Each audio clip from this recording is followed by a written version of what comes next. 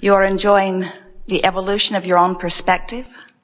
You like knowing that as quickly as you can sort through contrast and identify consciously or even unconsciously a desire or a preference, that source immediately recognizes it as a good choice and answers it. We don't think you know that. So we've come to remind you that you are leading edge creators, extensions of pure positive source energy. And you've come forth into this time-space reality specifically for the purpose of experiencing firsthand from your genius perspective contrast. Because you and all that is source understands that when you move through contrast from your powerful, personal, selfish perspective, that preferences will be identified by you, this leading edge point of consciousness. And when that preference, which is so honored, so respected, so adored, concludes anything, big or small, source says, you should know. You're the one there. You're the one having the experience. No one in the universe better to come to this conclusion than you, right there where you stand. And source is so sure that you, whether you are the genius human, or you, whether you are the one-celled organism in the ocean, you, that point of consciousness, that leading edge point of consciousness, exploring the contrast, concludes a preference, and source agrees, and immediately there is a vibrational offering, you would say from the heavens, about that. That's why we say, when you ask, it is always given every single time. So in that moment, a perspective is formed, and it's a perspective that includes you, leading edge genius creator, and source's undivided agreement with your conclusion. As Jerry and Esther travel about, they have navigational systems in their vehicles that work on the premise that they are someplace and there is someplace they want to go to. So there are 2 points that are important to the navigational system, where you are and where you want to be.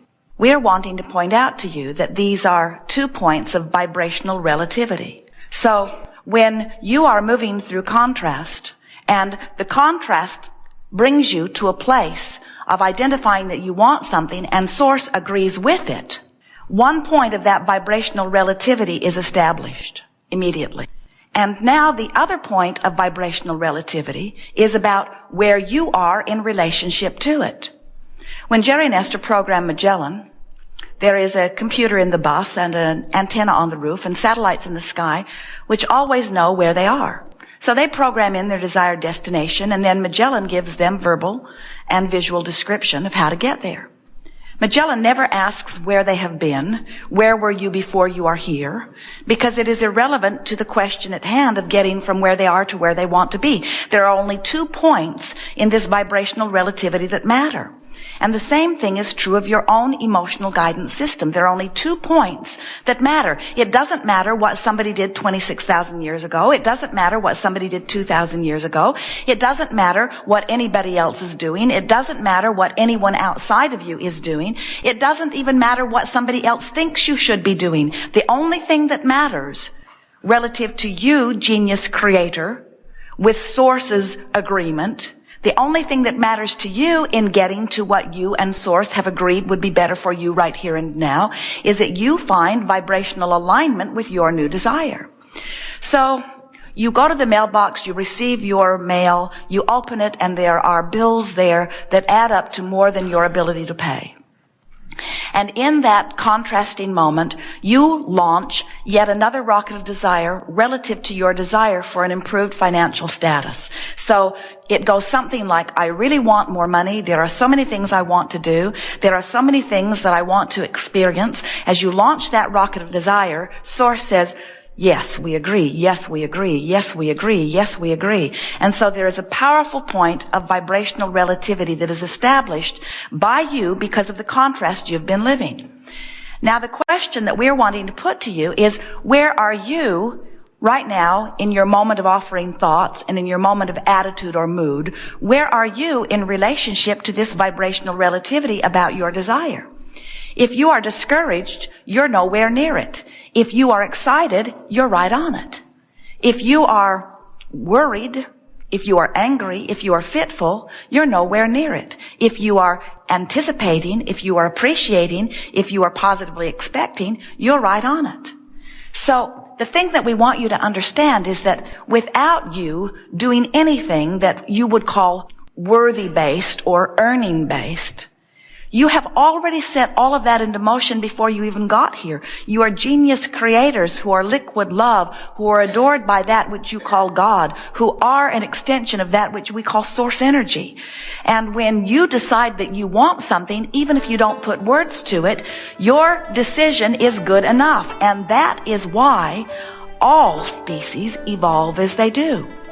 Don't you think it's a wonderful thing when you think about it, that everyone having experience is in the place of knowing best what's best for them? Jerry and Esther were sitting in a Subway sandwich shop one day, and Esther was reading the wallpaper on the wall. And there was a story about the subway, or the system of transportation in New York City when it was established. And there was a period of time when the system was not working, and the mayor of the city decided that it would be better, rather than trying to orchestrate the plan, they would let the people figure their best way of getting there. And we say it is always best to let those who are out there having the personal experience decide their best way of accommodating themselves. When you accommodate yourself, you know all of the ins and outs of what is important to you. When you ask someone else to take care of you, someone who can't possibly focus with the clarity that you can focus, then sometimes things are missed. And it is that exact premise that we are talking about that causes the evolution of your species and every other species to evolve in the magnificent way that it does. All of this leading edge point of consciousness, having experience and having preference being born, and even if words are not spoken, as in the case of the one-celled amoeba in the ocean, no words are spoken, but vibrational utterance certainly is offered, and source agrees, and the evolution of that species therefore incurs. The difference between the one-celled amoeba in the ocean and the human genius is that when the one-celled amoeba in the ocean offers a preference and source agrees, that one-celled amoeba offers no resistance whatsoever to its own conclusion of what would be better, and so its desire is satisfied immediately. Where humans, bless your hearts, often experience a contrasting experience, launch endless rockets of desire which source agrees with, circumstances and events are immediately lined up in order to bring you anything and everything that you want, but sometimes you stand still in your justifying position of why you wanted it to begin with.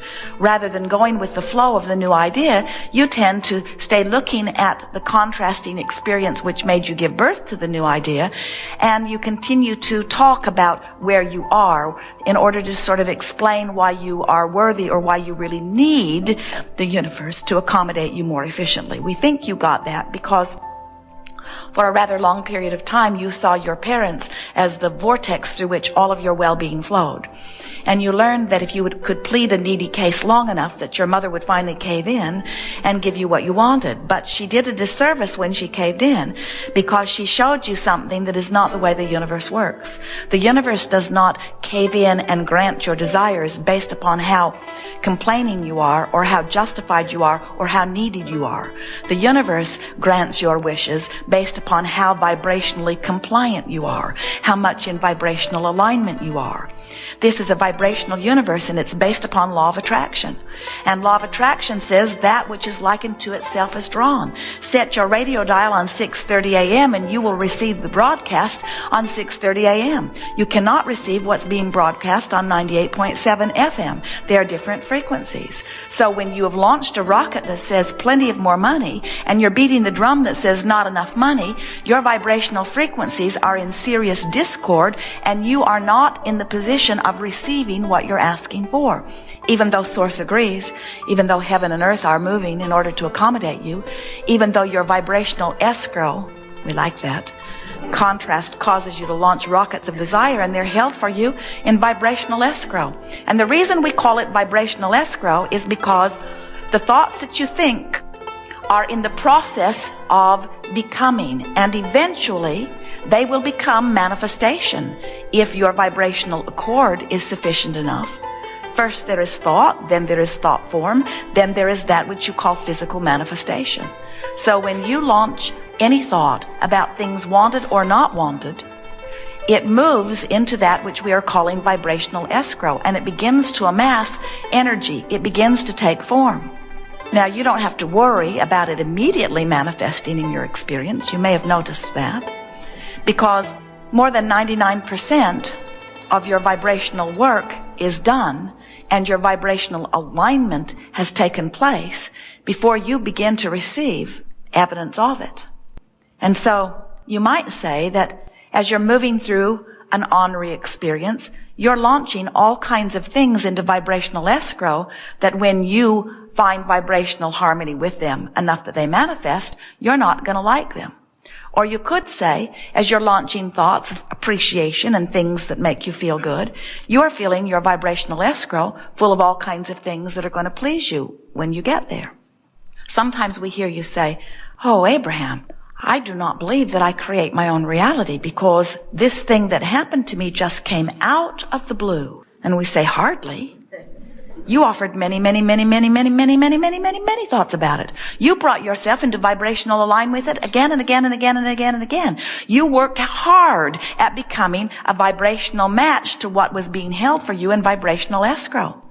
So we don't want to give you the impression that vibrational escrow has only things you want in it. It has everything you've put there. And everything you've put there is as a result of what you've been giving your thought to. And so it's up to you now to tone yourself, to tune yourself, to attune yourself, to vibe yourself, to feel yourself, to move up the emotional scale yourself, to feel your way into vibrational alignment with the things you really want. The stream of well-being is huge. In fact, it is the only stream that flows in the sense of creative force. Every thought that you've ever thought still exists. And so we acknowledge that there is a current that is the spin-off of man's conscious thought, and there is plenty of creative juice to create from. But you are pure positive energy. You are source energy in physical bodies, and life is supposed to be good for you. You are supposed to feel good. You knew it when you came. You said, "I'll go into this leading edge environment, into an environment where no one has been before, and I will have experiences with others similar to me but not same as me, and together, as we bounce off one another, we will arrive at new preferences that could not be arrived at if it were not for our interaction." And that new preference is the leading edge of thought, because in the moment that the new preference is born within me, you said, we said we'd remind you, in the moment that that preference is born within me, all that is non-physical will move toward it, expanding the universe. And then you said, I will be able to tell by the way I feel whether I have joined my own source in my own preference that has been born of my own experience. You cannot notice what is and complain about it and be a vibrational match to the solution. You cannot keep beating the drum of the problem and be a vibrational match to the solution. Do you know that when you were living the problem, you were asking for the solution and Source said yes immediately? So do you know that there's never a reason for you to be wallowing around in a problem for more than about a second? Do you know that you can get so good at this that before you're even aware that the problem has gotten started, you've already got the solution underway? Do you know that as you clean your vibration up, so think about what we just said. So you're moving through contrast and you're observing something unwanted. And in observing that unwanted thing, you launch a rocket of desire for the answer or for the solution, which Source immediately said yes to and answered.